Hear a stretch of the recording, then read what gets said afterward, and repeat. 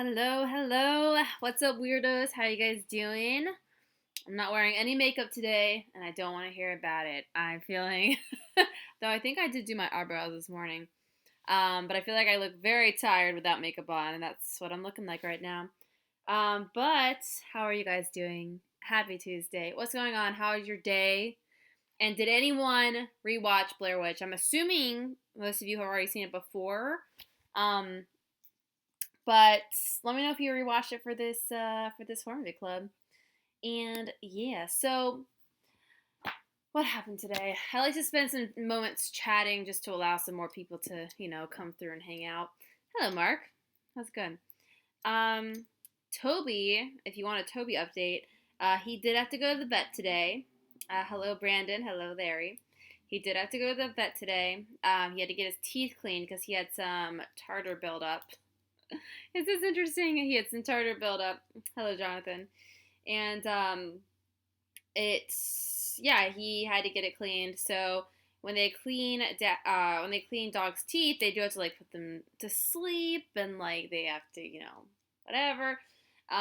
But he is doing fine. Toby, come here. Toby, come here. Come here. I'm just gonna pull him. Do you want to say hi? Let everyone know you're doing okay. So he got back at around I don't even know 4:35, and he was pretty drowsy still.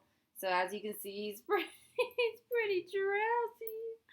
drowsy. But it was like a little stressful today because I know it's just a teeth cleaning. I know it's not a big deal. I get it. Like, but Toby's never really had to go to the vet for anything other than to get his balls removed early on. Um, so Travis, my boyfriend, did take him and pick him up, and I got home a little bit ago, and he just looked so sad. He looked so sad and tired, and I felt so bad. But anyways, hello Tila, hello Andreas, hello Ollie, and Toby says hello too, though he may not look like it. He loves you all so much. um, and you guys are very sweet to Toby. Okay, go back to sleep. Go back to sleep. It's okay. And the worst part, so this is so dumb. But so when I walked in, he had like he had like a little orange bandage around his paw because that's where they had to like, I guess, put the sleepy stuff in. I don't really know how it all works back there, nor do I want to know probably. But he had like a little thing. It looks like he had a little cast on, and I was like, no, Toby. But he's totally fine. He's totally fine. Um, and oh, hello, Randy. Hello. What's going on? Okay, so Blair Witch Project. It's 8:05. I feel like we can, hop in a little. Blair Witch Project um, is one of my favorite movies because it's it is so simple and so terrifying, and also so simple but so complex. So, this is obviously we're in found footage month. I feel like most people know about Blair Witch Project, and if you want to know a little fun fact about me, I actually grew up about 30 minutes from where this was filmed. Weirdly enough, I grew up in Frederick, Maryland. This was filmed in I just forgot Burkensville, which is also in Frederick County. But I lived about 30 minutes from Burkensville. But isn't that weird? It's like so crazy. And I never really looked up how close it was. But I do remember my neighbor growing up, actually like went to college, or like it was his college roommate was like one of the directors. So that's like really crazy. Um, oh, it's 5:05 in California. Is it really? That's funny. Well, I'm so glad you could join then. Graveyard a Go Go. But yeah, so that's that little bit of personal info. But I had such a wonderful time rewatching this movie, and I don't know if you guys follow me on Instagram or anything. Oh, hey Ben. I don't know if you follow me on Instagram, but I posted like a video, a little like Insta story, because I have the Blair Witch VHS. I'll just get it. I'll just get it. One second.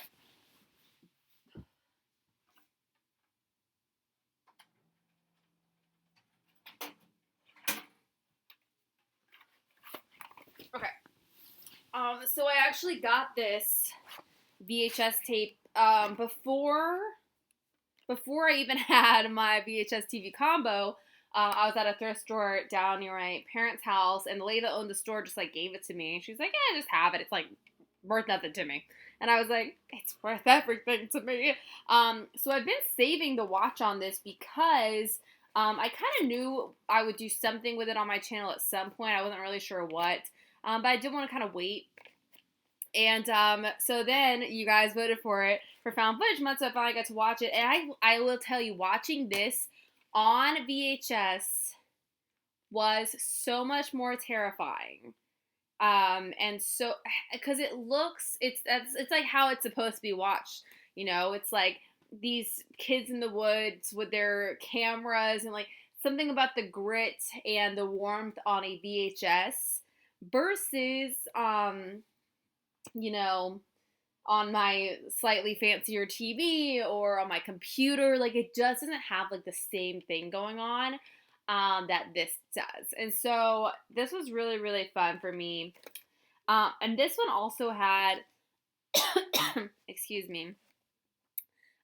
This one also had a funny, right when the VHS started, it was like a funny commercial for like a movie store or something. I'm still not super sure what it was.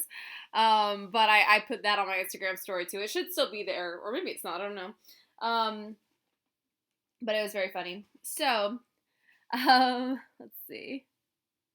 Oh no, Ben just wrote, I remember seeing this in theaters when I was too young, and seeing someone throw up in the aisle.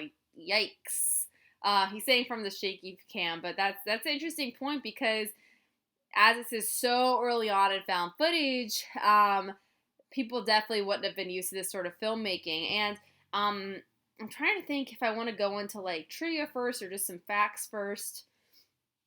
I'll start with this. It came out in 1999. It was directed by Daniel Myrick and Eduardo Sanchez. I'm pretty sure it was Eduardo who was like the roommate or something of my neighbor. I think it was something like that. But basically how this project came about is that they were in film school, and weirdly enough, here's another weird thing. This is like, there's so many like little weird things about this particular horror movie club episode. But today, also in the Boo Crew, which is one of my favorite horror podcasts, they did an interview with Daniel Myrick today, which I was like, what? So that was really crazy. And so I actually listened to the interview at work, and I was like, this is such a delight. Such a delight.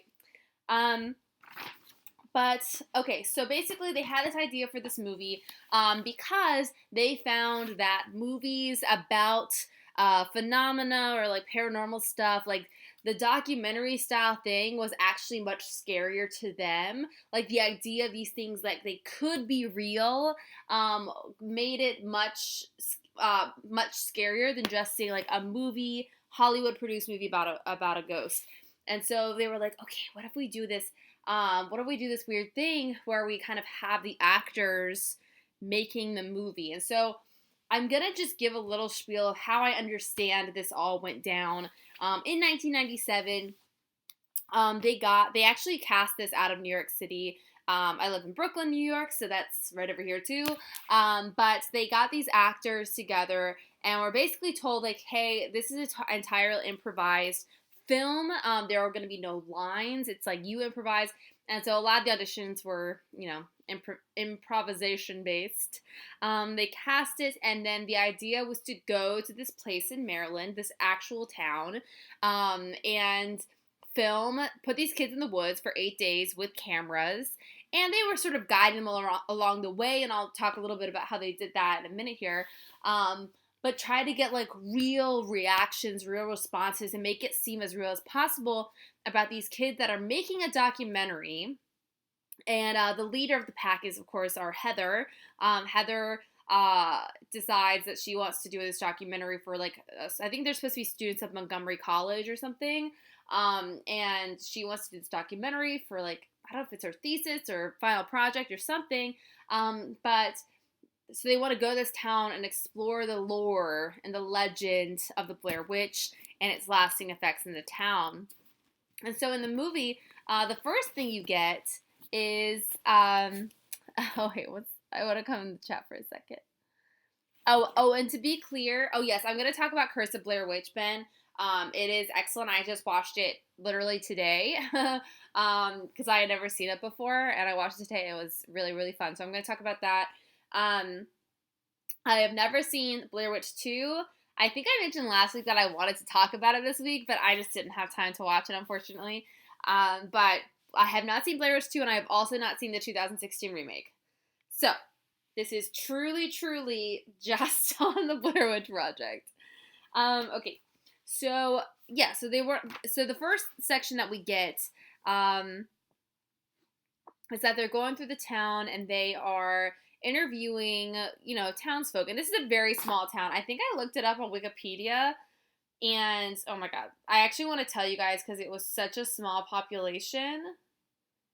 Okay, according to the 2010 census, so this is 2010, the population was 151 people. 151 people. Like, how? It's so small. So small. Okay.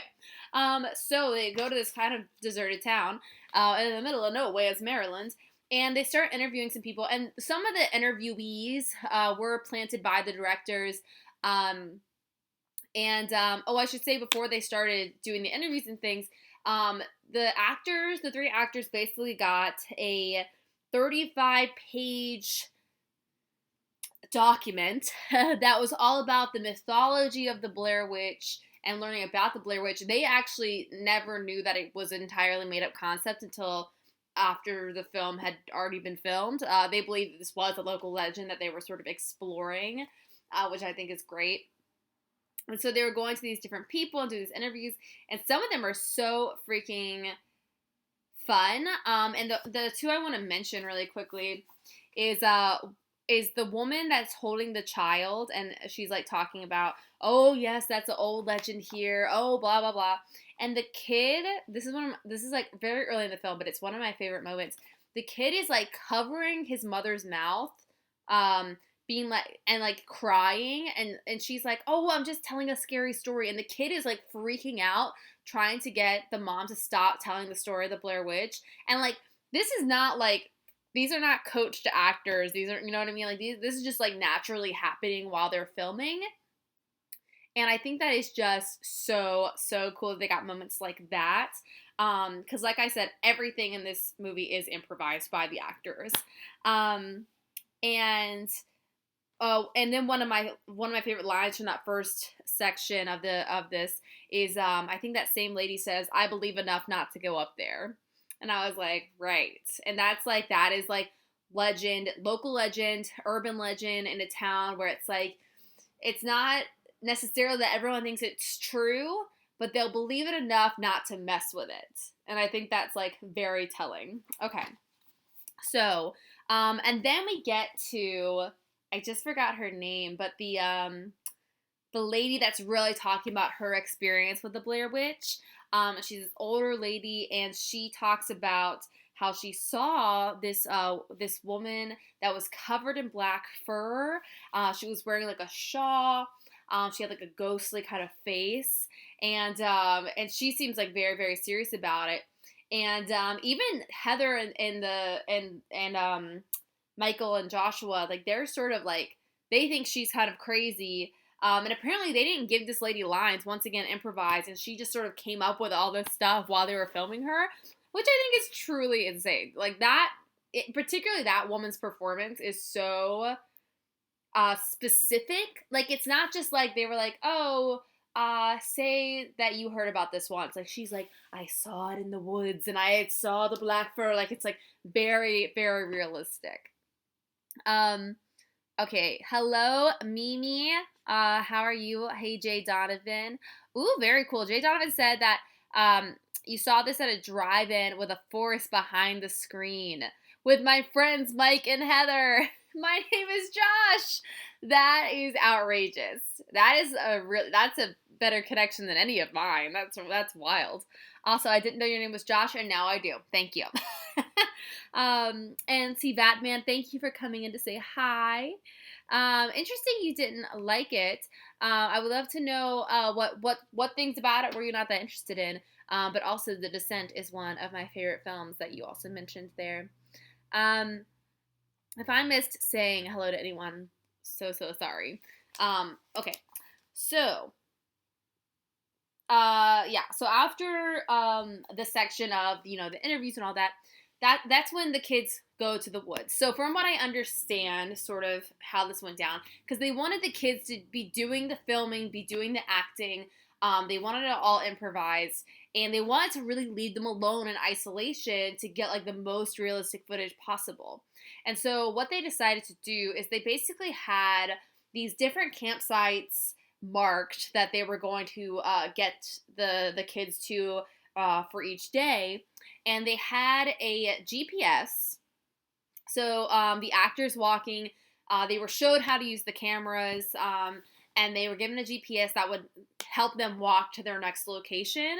And and this I think is fascinating and such like so cool to me. But they would get to the location of the campsite where their destination for that day. They would look inside, and there would be a milk crate sitting there, and that's how they knew they were in the right spot. And inside there would be, food, any supplies that they were going to need. There would be new camera batteries and film. And there would also be like a little box for each actor, and they would pull out a note that would give them sort of their intention or direction for what they were supposed to be filming to kind of keep the action moving and also to create conflict. And they weren't supposed to show each other their pieces of paper. And so the one that on the Boo Crew podcast that he talked about today, that is such a distinct moment in the film for me is the part where they walk south all day, if you guys remember that part. So at some point they sort of realize they're lost. They decide they're going to walk south all day, and that will hopefully get them out of the woods. And when they do, they end up in the same place again that they've already been there before. And so that day, when they got their milk crate or whatever, and they got their notes, Heather's just said, "Walk south all day. Don't listen to anyone. That is your mission. Don't listen to anyone else. You are walking south all day." And then I think Josh's was something like, I can't remember exactly what he said now, but you should go listen to the podcast. So the Boo Crew, once again, you should listen to the podcast episode. But his said something about like, eventually you're going to get fed up with this, blah, blah. And so they're just sort of filming, but it's still just totally all improvised. And one moment that was improvised, totally, like, I mean, everything's improvised, but like one entire beat that was totally up to the actor is when Mike has that whole freak out about the map. And he says he kicks the map into the stream, and he's like laughing hysterically. And it's so freaky because that is the point in the movie where you can sort of feel that they're all starting to like lose it a little bit, because they're lost and they don't know how to get out of these woods. And each night, by the way, spookier and spookier things start happening. And so that is a moment where he's just like, this map's not helping me anyway. I'm just going to kick it into the stream. And then he just talks about that. But he's with the laughing hysterically. It is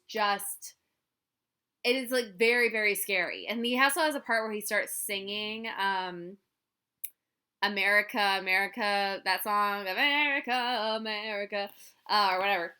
And it's like it's so unsettling, I will say. I do want to hop in here because I do love when people don't always have the opinions of myself. Ryan says, "I hate to be a party pooper, but I did not care for the Blair Witch Project. The only reason I think this film gets talked about as much as it does because of the found footage gimmick." Interesting. I have to disagree. Because I think, yes, the gimmick is interesting, right? But I think there's a lot more to it, and I'm going to continue on talking about it. Okay, so I haven't really been following my notes. But I just want to make sure. Okay. And then the actors over these 8 days are also supposed to totally stay in character the whole time. And they had like a safe word, which apparently was taco or something. But unless someone said taco, they were all supposed to stay in character the whole time. And once again, the actors' only understanding of where they were in the woods was through this GPS they had. And this was so the crew could obviously keep an eye on them and set up the stuff in the middle of the night that starts to happen. So the first night, if you remember, nothing really happens. It's sort of a chill night. Everyone sort of settles in or whatever.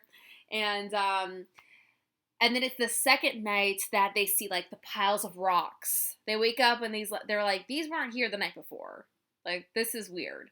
And then from there it starts to get progressively worse and worse until we get to one of my favorite sequences of the movie when they are the tent shakes, and so the tent is like shaking. They're hearing these like children laughing, and their instructions that day were basically like, tonight when you're asleep, something is going to happen to the tent, and when you can't take it anymore, you're going to run in this direction. And they had like a specific direction, and there will be a place for you to stop, and that is the sequence. Okay. And so there were parts of this movie that they really needed to keep, they needed to keep the narrative going. They needed to keep sort of like, they needed to make sure certain things happened, even though the actors are improvising the whole time. And that sequence, I think, is so, so great. Like when the tent starts shaking and when they run out of there. And one of my favorite parts is, when Heather is running and she just starts screaming like, what the fuck is that? What the fuck is that? And she's like screaming, and like the terror in her voice is so real. And they did talk about that on that interview today. And basically they had like one of the crew members just in like white long johns, like standing out in the dark. And so like the light on her camera, like, and which they hoped would happen, just sort of caught him a little bit. And so she saw something, but she didn't know what it was. And all she knows is that she's running and she's like actually getting very freaked out. And so like all of that stuff is actually totally genuine, which I think you feel in this film so much. Like nothing in this movie feels like acting, except for the moments where Heather is like giving the introductions to the documentary themselves. And she even uses like a different kind of voice. It's very funny. She's like very over pronouncing things. And she's like, the Blair Witch, blah, blah, blah, blah, blah, blah, blah, blah. And then, so the rest of the movie just feels so, so honest, which is so cool. Okay, so another section that I'm really pulling a lot from that interview today because I learned a lot about this movie that I didn't know before. So obviously the scariest sequence for me, and for I'm sure many others, is the house sequence at the end, okay? It's really freaking scary. And the way they did that is so basically, I forgot to mention, I'm talking ish through plot, but not worrying too much about it. But at a certain point, Josh, disappears. They wake up and he's gone. And apparently it was actually supposed to be Mike that leaves, but somehow during filming, they decided that it would be better, by the way that their relationships were working out with each other, it would be better to take away Josh and just leave Mike and Heather. So that's what they ended up doing. And the moment when oh wait, sorry. I should really follow my notes, but I just don't care. So this movie it took 8 days to film, but they did have to take 1 day off, basically. And this is important because I think it's interesting. But basically, on one of the days it ended up pouring rain. And so the actors who would usually sort of take their time going from location to location just sort of rushed to the location that they were supposed to be at to set up their tent because they were cold and it was raining. It was horrible. And the crew was taking so long behind them that they couldn't, their walkie-talkies were out of range. So they had a walkie-talkie in case of like emergencies or whatever. And so they couldn't communicate. And so, the kids are like, taco, we're freezing. This is horrible. We need help. Where are you guys? And they couldn't hear them because it was out of range. And so this is the point where the three actors actually just like pieced out and they left the woods. They basically went to like what they could find to be the nearest house. And how they found it, I don't know. And it was this person, and they said, "Hi, we're actors, and we need to call our directors because we're lost and cold and freaked out." And the person was like, "What?" And so they used their phone, and the neighbor like called, the directors and was like, "I have these three actors here, and they're pretty cold and freaked out, and I think you need to come get them." So they ended up taking that full day off because it was just like too much. Um, and what they ended up doing is just going to a hotel for the night. And of course, the directors were like, "Please don't shower, continuity, blah, blah, blah." But who knows? Maybe they showered. I don't know. But they did get one night in a hotel because if you think about it, like 8 days straight of being in character and filming in the elements outside, like that is a lot to ask of people. Like that sounds so intense. Of course, like I don't know what these actors were paid, but it could not have been much. I mean, they didn't even expect this movie no one expected this movie to blow up the way it did. That's why even things like Burkensville, they used real places, real names. Like they didn't make up fictional stuff because they were like, no one's gonna watch our like tiny budget movie. Like everything, who cares? We'll just do whatever we want. And obviously that turned out to be incredibly successful, which I'll get to the numbers later. But it is they did get one night in a hotel and then they went back at it. Okay, now I'll talk about the house. So the house location is actually in a slightly different part of Maryland. It's not that far away, but it was a slightly different part. And so they did transfer all the crew there to film the last, bit of the movie. And but apparently they did still have Heather and Mike come up upon the house in real time filming, so their reactions seeing the house could be for the first time. And this house was, I mean, apparently basically looked very similar before they started filming in it. It really just looks like a trashed house. But they did go in and, they added some of like the children's handprints. They took off the like very modern day graffiti and like added some like more weird looking stuff and all that. And they tried to make it like as safe as possible because this is clearly a condemned house. But so when they came upon this place, those reactions are also incredibly genuine. And then the segment at the end was apparently the hardest section to film, which I think makes total sense, because they are chasing Josh's screams. So they hear Josh's screams, and Mike hears them upstairs first. He runs upstairs, and Heather is trying to follow him, and she can't keep up with him because she's so scared. She's like frozen. And then the screams start coming from the basement. They have to go in the basement. And so this was like a more difficult segment to do. So I think they did have more blocking for this one, if you will. But something cool that they did is they actually did have boom boxes set in the upstairs and in the basement with Josh's actual screams. And so, and I want to mention this, with the kids' voices that you hear, all that stuff is like being played live on the set, if you will. So it's not like those things were added later. Like the actors were actually hearing those things. So you hear Josh screaming from upstairs, and they're running upstairs. And then you have the most incredible moment when they go downstairs. Heather makes it downstairs and she sees Mike standing in the corner. And then it's like, as an audience member, you flash back to the moment where you hear about them making one kid stand at the corner while killing another kid. And you remember the image of like making someone stand in the corner.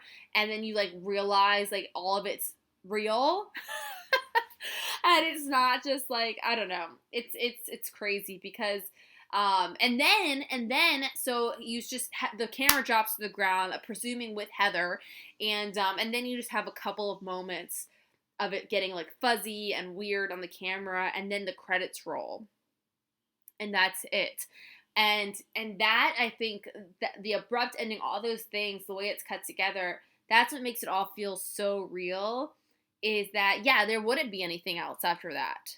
Like, once they got him, they got him. You know what I mean? And I didn't mention this yet, but I will now.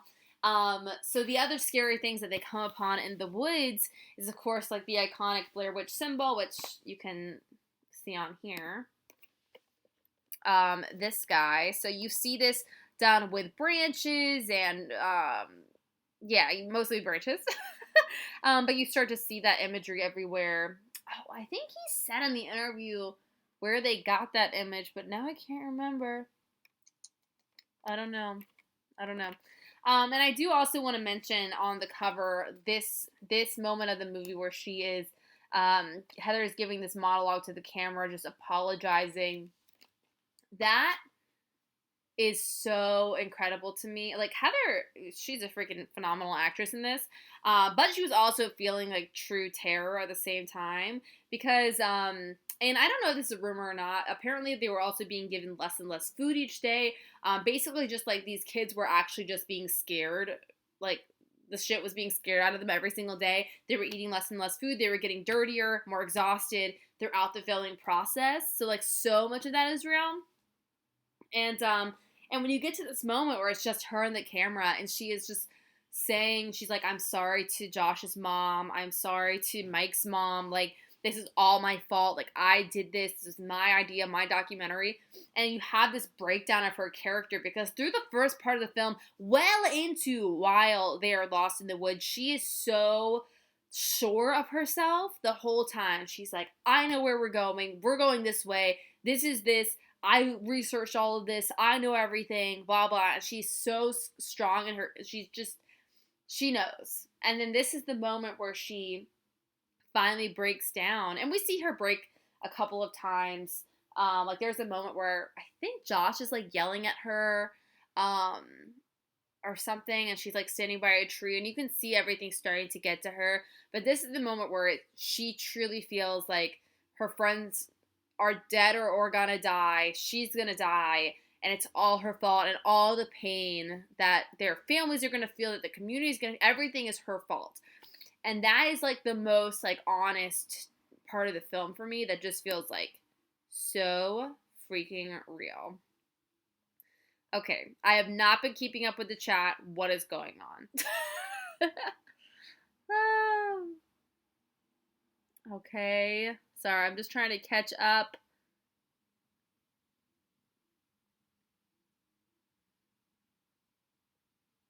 Interesting. A lot of people are commenting on feeling motion sickness while watching this movie. And I never felt that way, but I can understand that. And I get very motion sick, so I don't know. Interesting. Okay. So now that we talked about sort of the making of the film, I also, of course, want to talk about some of the marketing stuff that they did. This is a very much has been crowned as like the first movie that really took advantage of the internet for marketing. And so they did have a Blair Witch website up. And as someone already said earlier, that they had the Curse of the Blair Witch go up on the Sci-Fi Network before the movie actually came out. They had all these different marketing things that worked really well, but particularly the stuff on the internet, because they had this story of these three kids that had gone missing while making this film, and these two directors were going to cut together the footage and release it. And so they had found this footage, and and that's what they wanted to do with it. Is but these kids were like seriously missing, and even like at Sundance when this movie was going to premiere, they did they had like missing posters up on the kids' IMDb pages. When you looked at the movie, it said missing or presumed dead on their pages, and apparently part of their payment was to be included with that is that these actors would sort of disappear for a while. They wouldn't work on other stuff for a while. They would just sort of stay undercover. And at this time on the internet's a relatively new thing. So, so even if you found this website, sorry, one second.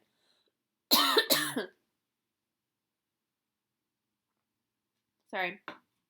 So even if you found this website and you couldn't really fact check anything, so for all of your knowledge is that it is real, because they had these fake news things happening on the website. And then now we're going to talk a little bit about the Curse of the Blair Witch, which was the mockumentary they put out before the movie's release.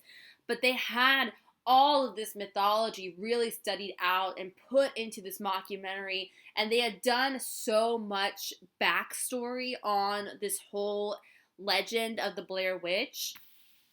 And if you want to watch, I think somebody already said that it's on Tubi TV. It's also on YouTube, which is how I watched it today. Someone uploaded it. I don't know who. But it is really fascinating, because when you're watching it, it feels like a real documentary. Like, even, once again, pulled it up on YouTube. And when I did, yes, Ben, I am drinking a White Claw, as I typically am. It is my favorite drink of choice. So, I just got lost. What was I saying? Marketing. Dang it. What was I just saying? Is it the White Claw? It must be the White Claw. Let me pull up the notebook.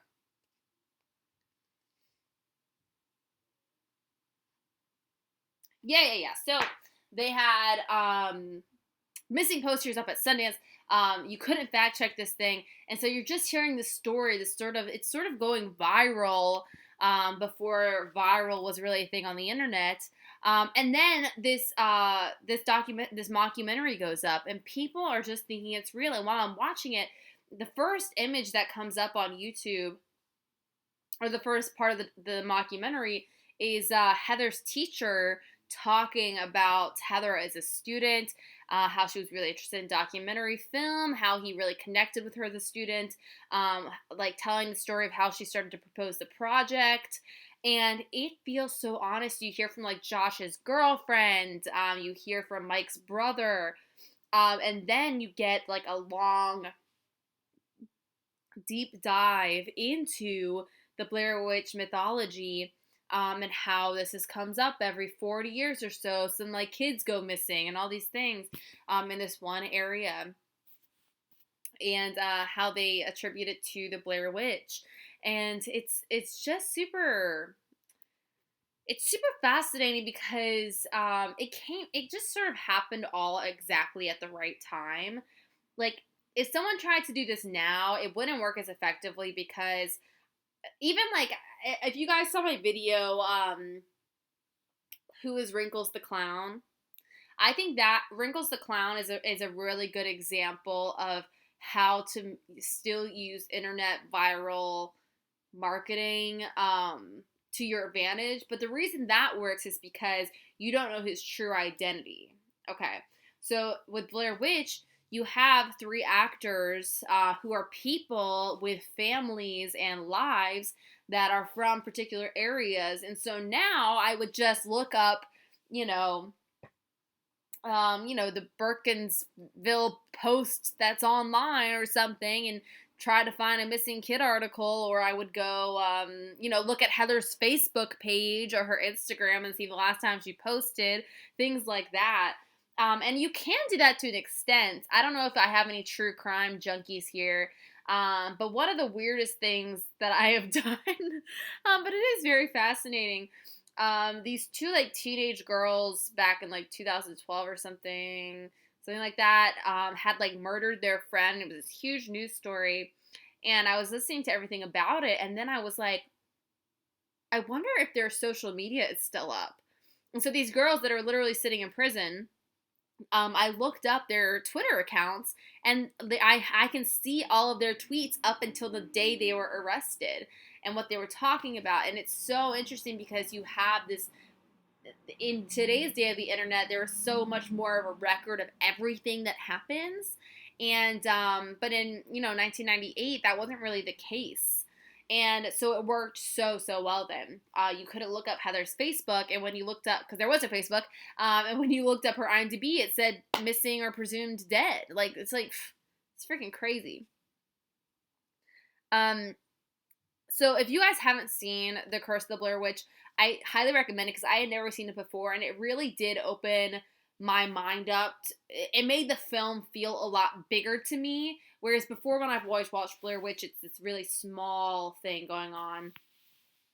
Oh, Ben, I'm not talking about the Slender Man crime, though that is also a messed up one. I'm talking about a different one, but I can't remember the name of it right now. I'm sorry. But yeah, so perfect timing for how this all went down. Okay. Let me see if I have some more fun facts. Oh, one more thing about the house scene too is so when Heather goes down to the basement and she sees Mike standing in the corner, she didn't know he was going to be standing in the corner. The directors only told Mike to do that, and so when she got down there, it was just dark and horrifying, and she saw that, and so all that was also real. Okay. Okay, so this did premiere at Sundance in 1999. And it was a hit.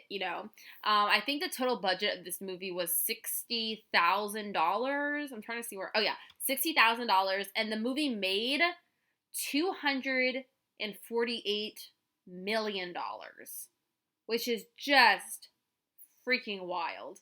And I think this movie is super influential in terms of like lower budget horror filmmaking. And I don't even mean just in terms of found footage. I'm also thinking in terms of like Blumhouse, Paranormal Activity also, which we're going to talk about next week, is that same subgenre. But this idea of making horror movies on a low budget and a high return, and what tricks you can get away with in this genre, I guess.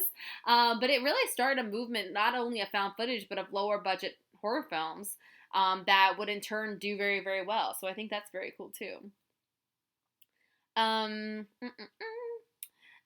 So people, in terms of people thinking that this is a real thing that happened, people really thought this happened. So, a lot of people, and once again, how I said earlier, the filmmakers did not intend or did not understand the impact that this would have on the community of Burkensville itself.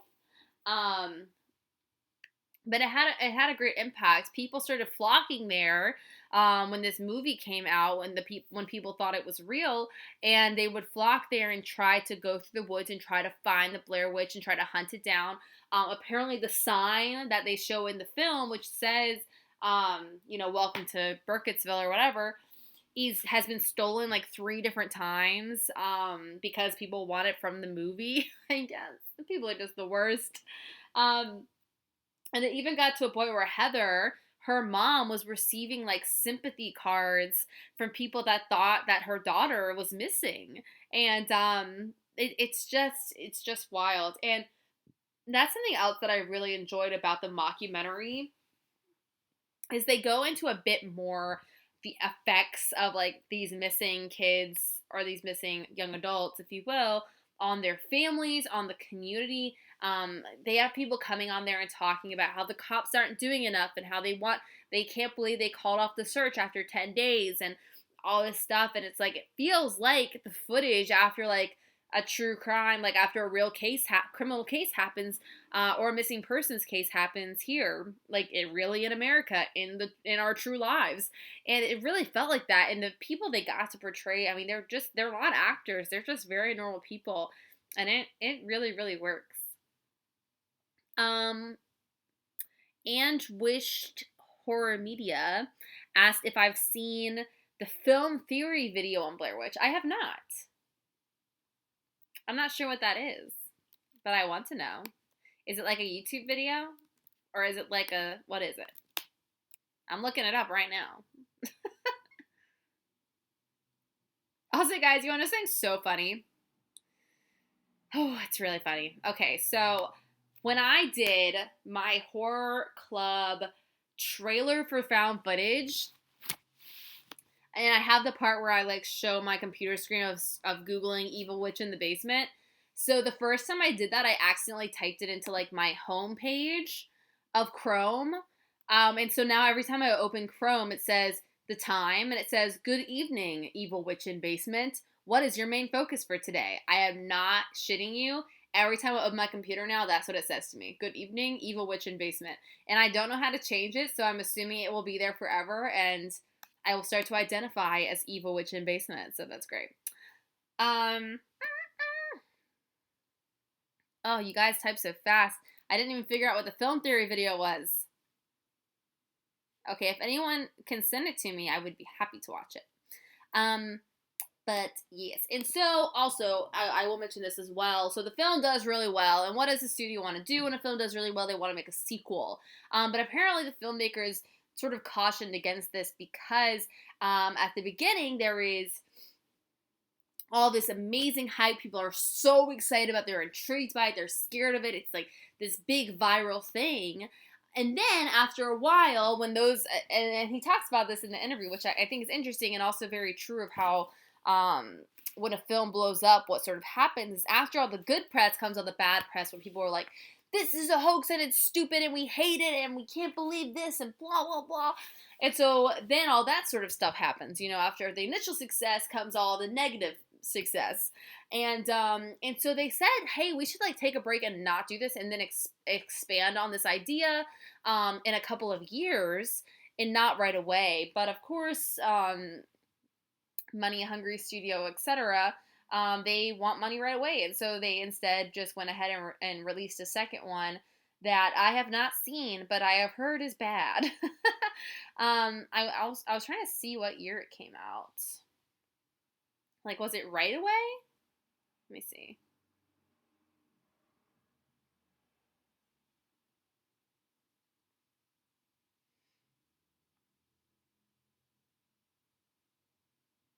I don't even see it on here.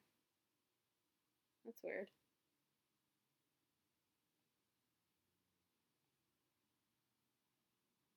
Oh, I see. Book of Shadows. Oh, so this came out in 2000. So that was a pretty quick turnaround. Then 2016 came the remake, and I'm on IMDb right now. This can't be true. On IMDb, it says 2020, The Blair Witch Project, The Black Hills. What is this? I don't know. This seems suspect. This doesn't seem real. Sometimes on IMDb, there are lies. Have you guys encountered this?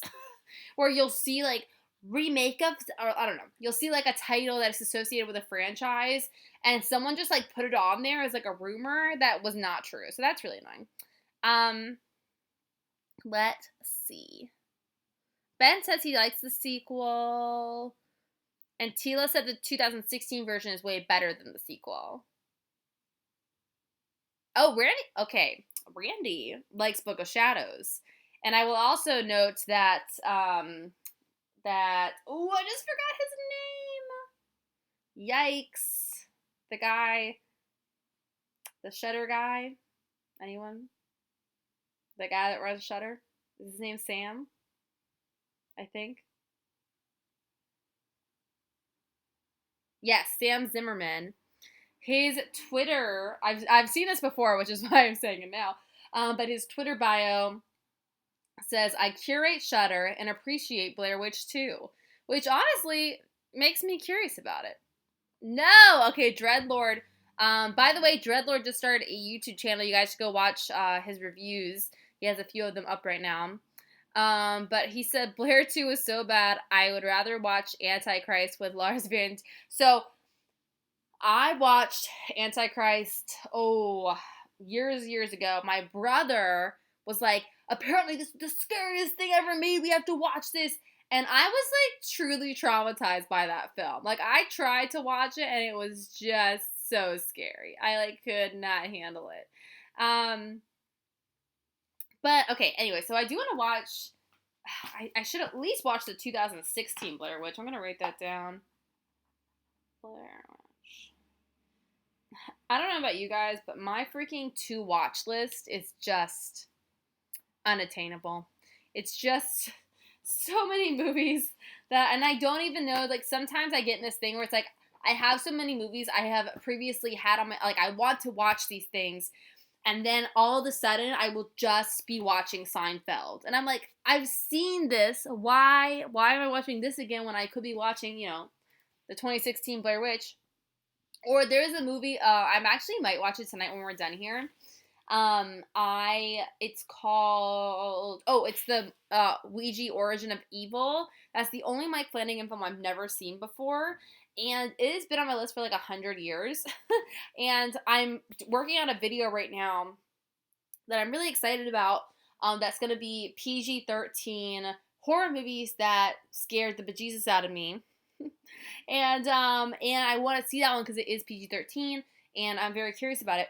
By the way, if you guys have PG-13 horror movies that are, especially any that aren't like super famous, please let me know what they are because I'm working on that video now. Like, I'm starting to compile my list and stuff, and I'm watching stuff I haven't seen before, to like get a really good list of movies together to share with you guys. So if you guys have some that you like, even if you maybe think I've watched it, just give it to me anyway. But that would be really, really cool, because I'm really excited about that video. Particularly because it was this funny thing that Lauren of Sinister Sisters, and I were talking about, where it's like making the new Grudge rated R did not help it be scarier, and also how when the new Black Christmas was gonna be PG-13, people were very upset about it. There's just like this interesting thing where people right now are really wanting rated R horror films, and I think it's because, well, this is like old news, honestly. But there was like a stream of a lot of PG-13 horror films, that people were really, I think, done with that, and they wanted more gore, they wanted more scarier stuff. So people are really resistant against PG-13 horror now. Yes, Tila put on here, Drag Me to Hell. It is PG-13, and that movie really scared me. That old lady, she haunts my nightmares, let me tell you. But let's see. Oh, Ben says Underwater is PG-13. Oh, I didn't know that. Let's see. Killer Clowns, nice. Okay. Let's see what else you have on here. Oh, Michael says his watch list is over 150. You know what's my biggest problem is that it's not my watch list. I don't know how many are on there because it's just on pieces, scraps of paper, scraps of paper across my entire apartment, in multiple notebooks, in multiple bags. Like, that is my list. Like, somewhere in here I have the list from last week where Lee from Horror Pals was like giving me and you guys were giving me a bunch of J horror recommendations. Yeah, I have them here.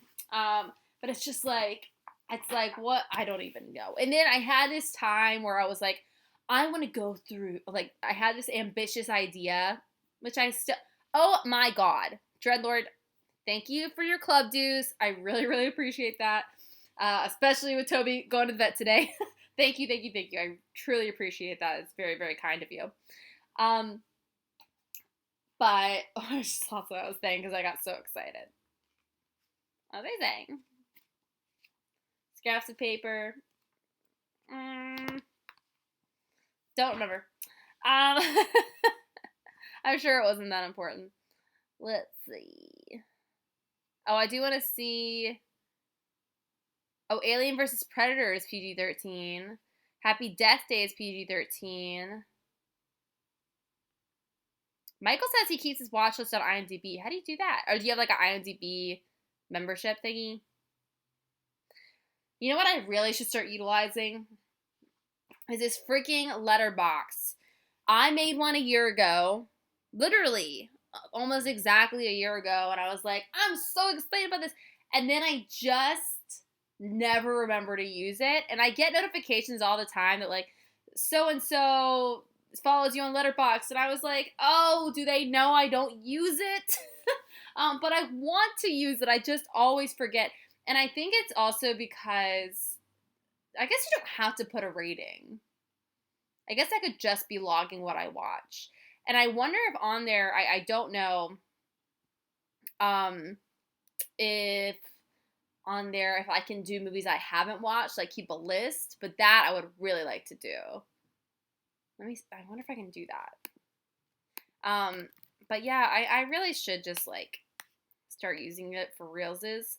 But there's just so many things. Like, I can barely remember to get up a tweet. You know what I mean? Like, I looked at my Instagram and I haven't posted in, like, I don't even know. I was like, oh, God, it's so hard to remember to do those things. That's okay.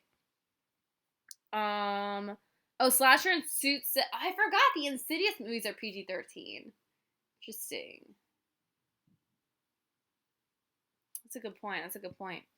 Oh, and Skeleton Key. I have seen Skeleton Key like a freaking 100 times. That was one of my favorite movies growing up because it was one of those movies that was scary enough.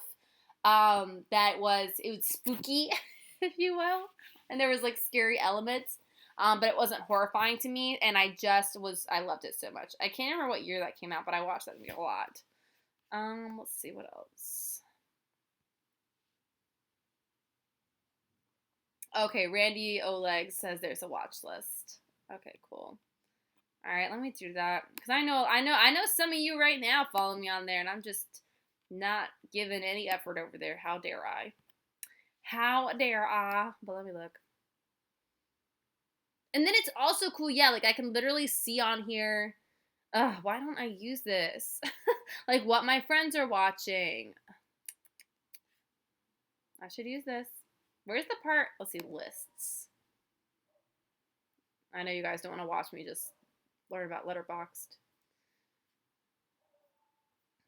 Oh, interesting. Wow. Okay. Oh, like someone has a whole Asian horror watch list. Yeah, it's like I need that. Okay, I'll use it. I'll use it. I'll look at it. I'll use it. By the way, is Lies Beneath PG-13? I'll look that one up. What Lies Beneath? Not just Lies Beneath. I don't think I've seen that. Have I seen that? No, I have not seen that. Hey, I'll add it to the list right now.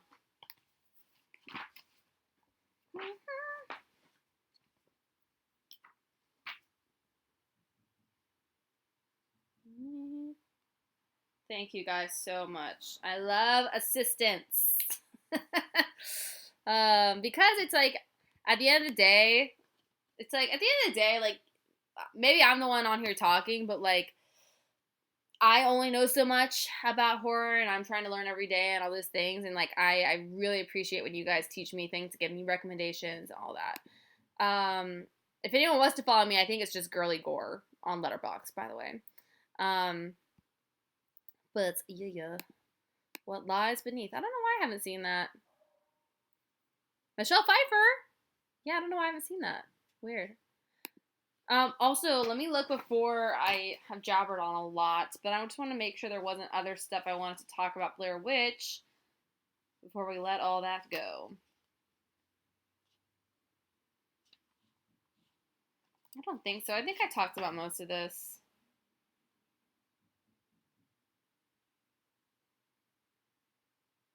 Oh, I touched on some of this, but I do want to say one thing. Back to Blair Witch for 1 second. So pretty much nothing had multiple takes, which is also an interesting thing. By the end of this, they had like 20 hours of footage. But the house scene was one of the only thing they actually did multiple takes of to make sure they got everything properly, because you're dealing with, actors holding the camera, and so there's a lot of like, you have to make sure everything worked out to make sure the climax of the movie is working and all that. Yeah, over 20 hours of footage. That's so crazy. Over 8 days. Woo! I don't think I would take that gig. I don't know. I guess I would do it. But I don't know if I would do it. Like, I'm thinking about these actors and when they, like, accepted these roles. Like, there's no way they could have known what this movie was to become. So I'm just like, they had to, like, be kind of brave and really trustworthy to be like, all right, especially Heather, to be like, I'm going to go out and spend 8 days in the woods with 2 guys I don't know, followed by a film crew, I'm sure, of all dudes, and hope I survive. Like, that's, like, pretty crazy to me. Very, very brave of her. Let's see. Jay Donovan said, oh, The Others, that is also, yes. The Others is the Nicole Kidman Tila. It is PG-13, and it is also amazing. Honestly, now that you say that, when I was growing up, The Others and Skeleton Key and Interview with the Vampire were all the, like, not horror movies, but, like, I mean, some of them are, but, like, the spooky ghost vampire, like, those are the ones I played over and over and over again. Like, I watched them so many times. Oh, and Practical Magic, like, just those, like, sort of supernatural movies. I just watched those, like, 1,000 times in a row. It's so freaking good. I love it. All right, well, it's 9 o'clock. I'm trying to think of anything else I want to mention to you guys. One, I will say next week we are talking about Paranormal Activity. I have not seen all the sequels to that, and I think there were like 5. I've seen the first 3, I believe. So we might talk a little bit about some of the sequels, but we'll mostly be focusing on the first one. Because that one also has a lot of interesting stuff, especially in terms of people thinking it's real and all that. But a little later, and is also the movie that really launched Blumhouse. So I'm really excited about that. Oh yes, Andreas, Letterboxd, Ben's already told you. It's an app, but it's also a website. You can just pull it up on your computer as well. I think it's just letterboxd.com. But it's really cool. It's cool. I should really use, maybe if I had the app, I would use it more. That's actually a really good idea. If I download the app, because that's the thing, it's always like, gotta log into the website, blah, blah, blah. If I had the app, I'm sure I would use it more. That's all I'll do. You guys are the best. Teaching me so many things. Oh, Ange Wish, I don't know if you're still here, but I see that you sent me the Blair Witch film theory on Twitter. I'm going to follow you. Thank you so much. I appreciate that. Oh, I'm excited to watch this. Ooh, I'm excited to watch this. Okay, cool. Thank you.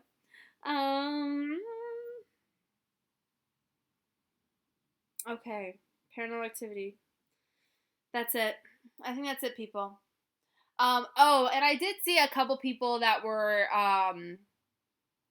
a little bummed that the found footage that we chose for this month is all pretty well-known stuff that a lot of people have already seen. Other than the one we talked about last week, we have Blair Witch, we have Paranormal Activity, we have Cloverfield. So from now on, I will talk, and I will send a reminder about this for next month. But from now on, it's going to be part of the voting process that you have to vote for one movie that you've never like seen or heard of. Well, okay, that you've never seen. You can have heard of it, but you've never seen. I think that's going to be now part of the filming process. Because, and I understand this instinct as well. Like, I have this instinct to, like, vote for the things I know. It's just your instinct. It's like, it feels like you're taking a test. Like, you go vote on this thing, it feels like you're taking a test. You're like, oh, boom, boom, boom. I know those. I want to talk about those. I get that. But yeah, from now on, and maybe I'll vote too. But I think it'd be cool if everyone votes for one they've never seen, with the hopes that throughout Horror Movie Club, everybody will get to watch at least one new movie for themselves. Because I know some of you are like, we're fanatics, you've seen a lot or whatever. But I do definitely want to make sure that people can get a new movie under their belt through Horror Movie Club. Are you guys talking about Dead Meat? Sorry, I just saw Drowning Darkness. Oh, it's Dead Meat. I love Dead Meat. I think he is really so amazing. And something I did recently, I don't know if you guys ever do this. So obviously Dead Meat is like kind of doing what I want to be doing, right? It's like that his full career is Dead Meat, which is amazing. It's very impressive and incredible. His platform has grown so much. He seems to be a very good person and is using it for good and all these things. Doing great. But recently I went, and I do this sometimes with people whose careers I'm like envying or looking up to or whatever it is. And I kind of go back, which once again, you can do thanks to social media. I like kind of went back through his history. Particularly, I think I used like his Instagram, but just went really far back. And I could kind of see like Dead Meat wasn't his first project. Like he's done a few things before then. And he does some other types of content as well, even on YouTube. But it was very refreshing for me to be like, right. He wasn't like, he didn't like decide to start a YouTube channel and become dead meat. Like he went through like a long process of like that being the idea. But that wasn't like his first idea. And obviously like from the moment Dead Meat started, the production value, the scripts, everything he does about it is so thought out, precise, like with so much love that like and the production value, like it's gonna do really, really well. So that honestly made me feel so good. And just to remind myself, because sometimes it is really easy to look at someone who is like where you want to be and be like, oh, how? But then if you really look, it's like, oh, right. Like, it's like you have to work really hard for a significant amount of time and you have to grow over time and like all these things. And I'm like the most grateful person. Like, I am amazed by the amount of subscribers that I have. I'm amazed by the amount of you that are sitting here right now in Horror Movie Club. Like, I could not be more grateful. But it is really, really cool to see someone in the horror community being, having this much success and having this much reach with horror audiences. And it's really, and doing like the amazing work he does. But also his podcast, with his, fiance is really, really great as well. If you guys haven't heard that. But yeah, really good.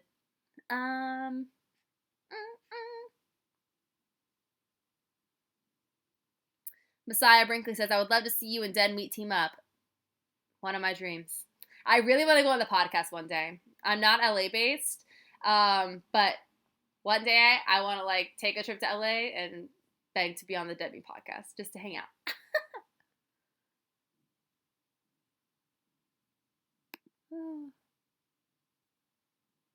Wait, Tila, what are you talking about? Oh, you're talking about Hostel. Okay. Confession, I've never seen Hostel. I've never seen Hostel. I've never seen Hostel 2. And it's this thing, and I don't know what it is. I love Saw. But for some reason, Hostel is a movie that always has scared me a lot. Like, I always, like, have wondered if I could handle it. It also came out, what year did Hostel come out? I was, like, pretty young. Let me see. 2005. So I was 13. Right. So I'm like 13 years old. And some people are watching Hostel and like telling me like the gruesome things about it and how horrifying it is. And for some reason, like the images that people told me about Hostel made me so scared to watch Hostel. And I still have never seen it. I don't know. Maybe what we'll do. Maybe we'll do like a horror movie club month on. Feels weird to be like torture porn. But maybe like extreme gore. Torture porn just sounds so like, I don't know. It feels like something that YouTube will demonetize me for. But something like that so I can force myself to watch it. Oh, Darling Darkness says tourism horror. That's actually a really good idea. That's a really good idea. Should we do it in February? I was also thinking about February if we should do Women in Horror Month, because it is Women in Horror Month. I'm pretty sure it's February. But I also thought about maybe that would just be like what I reviewed on the channel is trying to do horror movies written and or directed by women. Not sure. But we could also do tourism horror. That could be fun too. We already did road trip horror, so this would have to be like people going to a different country horror. You know what would be really funny is if I did like, I could maybe do it for Patreon. I don't know if people ever like these things, but I could maybe do like a commentary of me watching Hostel for the first time. Oh my god, I'm so scared of me watching Hostel for the first time and me like recording my like reaction to it all. I can't tell if that's a good idea. I don't know. Maybe I'll do that, and then maybe I'll try to film little like clips of myself while I'm watching it, because I obviously can't film, you know, there's laws. I can't just like film me and Hostel next to each other with a reaction. I guess I could, but I don't know how that would work. But I'll try to do something. That could be fun. That could be fun. Okay, I'll write that down. Look at all these ideas we're getting.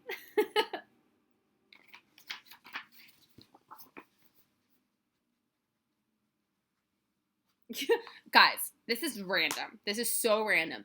But you know what else I cannot wait to watch? And this is going to seem very strange. This is going to seem weird. But I really want to watch the new, like, cheerleader. It's like a documentary series or something on Netflix. Oh my god. I am very excited about it. I don't know why. I just, like, feel like I'm going to love it. I watched, like, the trailer for it, and it looks so intense. It's, like, these, like, young cheerleaders that are, like, working all day, every day. And I don't know. And there's, like, drama. It's, like, heartwarming, but, like, brutal. And that is the kind of Netflix content I'm interested in these days. But, okay, so maybe a Hostel commentary. Or maybe, because I don't know if, like, I don't know. I don't know if I should do, like, a review on it. Maybe I'll just do a video on my experience of watching Hostel. Maybe there's something like that. I don't know. Tila said maybe do a viewing party. I already do it with my Patreon, so I feel like I would be treating people on Patreon if I just, like, did that. So tricky. So tricky. But we'll figure it out. I'll figure out a way to let you guys in on my experience of watching Hostel. I'll do it. Okay. All right. So let's say goodbye because I don't know what else to talk about now. But I do want to let you guys say goodbye to Toby. Come here. He's had a long day. Oh, baby, did you hear that noise? I shouldn't have moved him. Are you okay? He sort of smells like the vet, which just makes me very sad. I'm sorry. I love you. What I'm worried about is, like, because I don't know if his teeth hurt or not, but I'm worried that if they do hurt, like, after his, medicine wears off, because they didn't give extra medicine, I would just be so sad. Darling Jardis asked what we watched in December. Well, we just watched, Lose on Shudder, which was really a very cool and confusing movie. But had some really cool visual stuff in it that was very simple but very disorienting in a cool way. Lose was very, very cool. And then what did we watch the month before that?